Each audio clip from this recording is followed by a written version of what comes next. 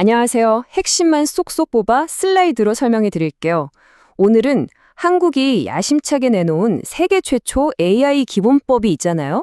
근데 이게 어째서 혁신의 발목을 잡는 족쇄가 될 수 있다는 비판을 받는지 그 역설적인 상황을 한번 파헤쳐 보겠습니다.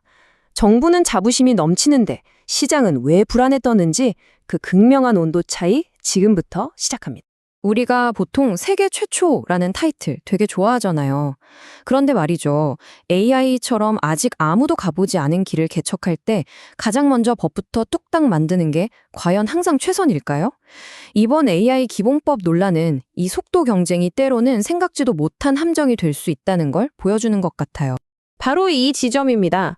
정부는 우리가 AI 선도 국가다 이런 청사진을 제시하면서 자부심을 드러내고 있는데 정작 현장에서 AI 기술로 미래를 만들어가야 할 스타트업들은 어떡하지? 우리 서비스가 하루아침에 불법이 되면 이런 현실적인 공포에 떨고 있다는 거죠. 이 엄청난 시각 차이가 바로 오늘 이야기의 출발점입니다. 자, 그럼 첫 번째 섹션, 세계 최초의 역설부터 본격적으로 한번 들어가 보죠. 도대체 이 법이 뭐길래 이렇게 중요하고 또 왜 이렇게 상반된 평가를 받는지 그 기본부터 짚어보겠습니다. 우선 시간부터 한번 볼게요. 법안은 이미 국회 문턱을 넘었고요. 시행일인 2026년 1월 22일까지 시간은 계속 똑딱거리면서 흘러가고 있습니다. 업계의 우려는 점점 커지는데 남은 시간은 그리 많지 않다는 점, 이게 상황의 긴박감을 더하고 있는 거죠. 그럼 이 법 대체 뭘 하겠다는 걸까요? 핵심만 보면 크게 네 가지예요. 국가 차원에서 AI 위원회랑 안전연구소를 만들고요. 의료나 금융처럼 파급력이 아주 큰 분야의 고영향 AI는 특별 관리하겠다고 합니다. 그리고 요즘 정말 핫한 생성형 AI 콘텐츠에는 워터마크 표시를 의무화했죠. 어때요? 뼈대 자체는 꽤 그럴듯해 보이죠? 하지만 말이죠.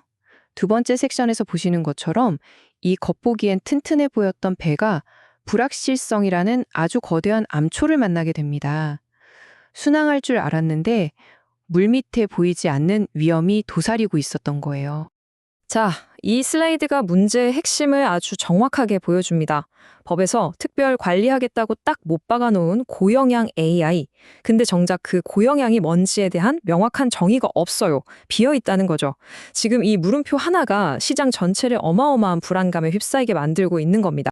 아니, 이게 왜 그렇게 치명적이냐고요? 특히 이제 막 꿈을 펼치려는 스타트업들한테는요, 이게 거의 사형 선고나 마찬가지거든요. 생각해보세요. 수억, 수십억 원을 쏟아부어서 기술을 개발했는데, 어느 날 갑자기 당신네 기술, 고위험 AI입니다. 라는 딱지가 붙어서 다 폐기해야 될 수도 있다? 이러면 누가 과감하게 투자를 하고 도전을 하겠어요. 이건 그냥 사업 리스크가 아니라 회사의 존폐가 걸린 생존의 문제인 거죠. 그리고 이 불확실성은 아주 기묘한 역차별 현상으로 이어집니다. 국내 스타트업들은 이 규제의 칼날 위에서 정말 아슬아슬하게 줄타기를 해야 하는데 저기 막대한 자본이랑 세계적인 법무팀을 등에 업은 글로벌 빅테크들은 상대적으로 훨씬 자유롭다는 거예요.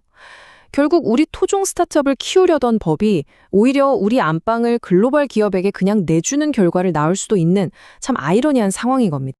자, 그럼 해결책은 없을까요? 세 번째 섹션, 예측 가능성이라는 신화입니다. 많은 사람들이 이게 해결책이다 라고 믿고 있는 것, 하지만 사실은 그게 왜 위험한 신화에 불과한지를 한번 살펴보겠습니다. 대부분 언론이나 전문가들이 이렇게 주장을 하죠. 정부가 예측 가능하도록 아주 그냥 세세하고 디테일한 가이드라인을 만들어서 산업계를 보호해야 한다. 어때요? 굉장히 합리적으로 들리죠? 불확실한 걸 없애주자는 거니까요. 하지만 그게 바로 신화에 불과하다는 겁니다. 자, 여기서부터 이야기가 정말 흥미로워져요.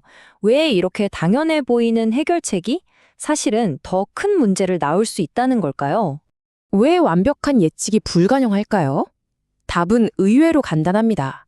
AI 기술은 저기 로켓처럼 쌩쌩 날아가는데 법이나 규제는 거북이처럼 엉금엉금 따라가기 때문이죠. 정부가 밤새워서 아무리 완벽한 규제 지도를 만들어도 바로 다음 날 아침이면 이미 새로운 길이 뻥 뚫려서 그 지도가 쓸모없어질 수 있다는 거예요. 애초에 공무원이 AI의 미래를 완벽하게 예측할 수 있다는 생각 자체가 어쩌면 좀 위험한 착각일 수 있다는 거죠. 그럼 어떻게 해야 할까요? 예측이 불가능하다면 그냥 손 놓고 있어야 할까요? 아닙니다. 마지막 섹션이죠. 태풍 속에서의 항해법. 예측이 안 된다면 우리는 어떻게 이 거대한 벼사의 태풍 속에서 길을 잃지 않고 나아갈 수 있을까요? 여기서 핵심적인 관점의 전환이 필요합니다. 미래를 억지로 예측하려고 애쓰는 대신에 어떤 미래가 닥치더라도 유연하게 대응할 수 있는 시스템을 만들어야 한다는 겁니다. 예측이 아니라 대응. 이게 바로 새로운 항해법의 나침판이 되어야 합니다. 그렇다면 그 구체적인 항해법은 뭘까요? 4가지 전략이 있습니다.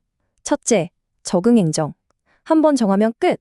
이게 아니라 시장의 목소리를 계속 반영해서 진화하는 살아있는 가이드라인을 만드는 거죠.